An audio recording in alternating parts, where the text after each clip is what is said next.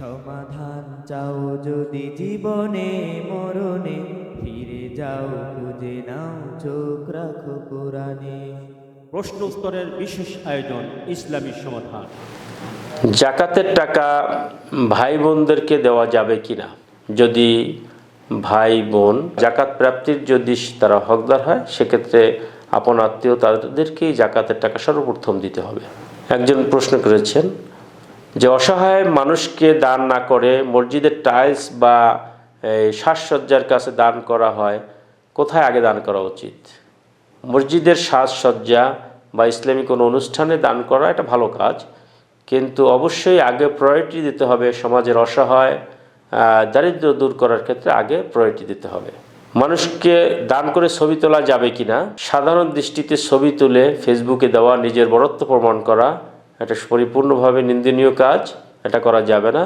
কিন্তু এমন যদি হয় ছবির মাধ্যমে কোনো সংস্থার দানের বিষয়টি যাচাই করা বা এটা তুলে ধরা, এটা ডকুমেন্ট প্রয়োজন হয়, তো সেক্ষেত্রে ছবি তোলা যাবে। সাধারণভাবে ফেসবুকে দেওয়া বা নিজের আত্ম প্রচারণার ক্ষেত্রে ছবি তোলা জায়েজ নেই, সম্পূর্ণভাবে এটা নিষেধ।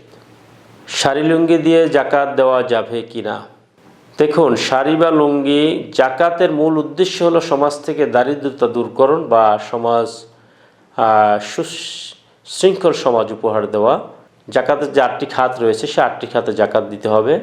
যদি শাড়ি এবং লুঙ্গি এটা যদি জাকাত দিয়ে দেখানোর জাকাত দিচ্ছে, এটার প্রচারণার যদি উদ্দেশ্য হয়, মানুষ দেখানোর উদ্দেশ্য হয়, তাহলে জাকাত সম্পূর্ণভাবে পরিত্যাজ্য।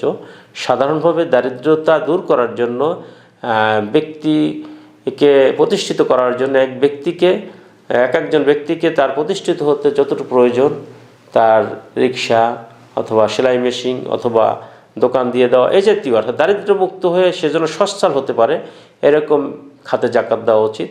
এভাবে শাড়ি বা লুঙ্গি দিয়ে সাধারণ দৃষ্টিতে মানুষ দেখানোর উদ্দেশ্যে জাকাত দেওয়া এটা গ্রহণযোগ্য নয়, এটা সমীচীন নয়। একজন ভাই প্রশ্ন করেছেন, টিমের কর্মী হিসাবে হজের সুযোগ পেয়েছি, মেডিকেল টিম অথবা অন্য কোনো কাজে যে টিমের কর্মী হিসাবে হজ যাত্রীদের সেবা করার সুযোগ পেয়েছে, সেই সুযোগে তিনি হজ করেছেন, এ জাতীয় হজ আদায় হবে কিনা? অবশ্যই যদি হজের যাবতীয় ফরজিয়াত, ওয়াজিবাত এবং হুকুম হাকাম সমূহ নিয়মকানুনকে পরিপূর্ণভাবে সে যদি পালনের সুযোগ পান, তবে অবশ্যই তার হজ আদায় হবে, তার ফরজ হজ আদায় হয়েছে। কাবা শরীফ তাওয়াফ শেষে কি পিছন দিক দিয়ে সামনে হেঁটে আসতে হয়? সাধারণ নিয়মে কাবা শরীফ তাওয়াফের পরে সাধারণ নিয়মে মর্যাদা রেখে চলে আসবে। কাবা শরীফকে পিছনে নিয়ে রেখে আসা যাবে না, এরকম কোনো বিধান নেই।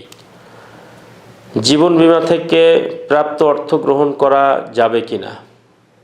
প্রশ্ন হলো, আমার স্বামী মারা যাওয়ার আগে জীবন বীমায় টাকা জমা রাখেছিলেন, কিন্তু নির্দিষ্ট পরিমাণ টাকার পরেও তার বেশ কিছু টাকা অতিরিক্ত মুনাফা হিসাবে দেওয়া হচ্ছে, এটা আমি গ্রহণ করতে পারবো কিনা?